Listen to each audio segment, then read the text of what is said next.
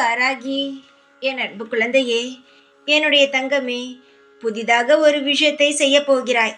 அதற்கான ஆசீர்வாதமும் என்னுடைய அனுகிரகமும் உனக்கு தேவை. இதனால் என்னை தேடி ஓடி வந்திருக்கிறாய். என் தங்கமே, நீ எப்பொழுது என்னை தேடி நம்பிக்கையுடன் வந்தாயோ, என்னிடம் சரணாகதி அடைந்தாயோ, இனி என்னுடைய வாழ்வுக்கு முழு பொறுப்பும் நீங்கள்தான் என்று சொன்னாயோ, அப்போ இருந்து உன் வாழ்வில் என்னெல்லாம் நடக்கிறதோ அனைத்திற்கும் நான் ஆசீர்வாதம் செய்து கொண்டு தானே இருக்கிறேன். புதிதாக வந்து என்னிடம் ஆசீர்வாதம் கேட்கிறாய். தங்கமே, உன் வாழ்வில் நீ பலவிதமான சந்தோஷங்களை இனிதான் பார்க்கவில்லை. நீ நினைப்பாய், எவ்வளவோ பேர் என்னென்னமோ விதமான தொழில் எல்லாம் செய்கிறார்கள். ஆனால் என்னால் ஒரு சிறிய தொழிலை கூட என்னால் நல்ல முறையில் செய்யவில்லை.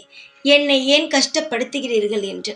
தங்கமே, உன்னை படிப்படியாக முன்னேற்றத்தானே தவிர மற்றபடி உனக்கு எதுவும் தரக்கூடாது என்று நினைப்பதெல்லாம் அல்ல.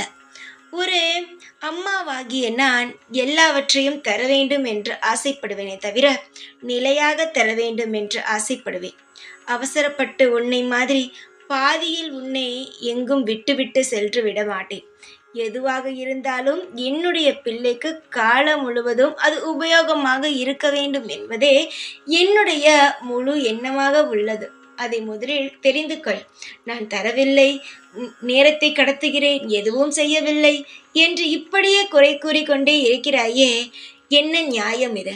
நான் எப்பொழுதுமே ஒன்று தெரிந்து கொள்ளுங்கள், நான் உங்களுக்காக அவசரப்பட்டு செய்வதே கிடையாது. எல்லா விஷயத்திலும் பொறுமையுடன் நிதானத்துடன் செய்துதான் வாழ வைத்து பழக்கம். என்னுடைய அழகான குழந்தை, நீ இதற்கு மேல் கஷ்டப்படக்கூடாது. இதுவரை உன் வாழ்வில் அதிகமான கஷ்டத்தை பார்த்து விட்டாய். இதற்கு மேல் எப்பொழுதும் நீ சந்தோஷமாக இருக்க வேண்டும். உன்னுடைய குடும்பமும் நீயும் நல்ல தலைமுறையாக நல்லபடியாக வாழ வேண்டும். அதனால் எல்லாவற்றிலும் பொறுமை கொள். நிச்சயமாக நீ நினைத்த காரியங்கள் நல்ல முறையில் நடக்கும். வாழ்நாள் முழுவதும் என்னுடைய கருணை பார்வையானது உங்களிடம் இருக்கும். அதனால் பயமில்லாமல் சந்தோஷமாக இருங்கள்.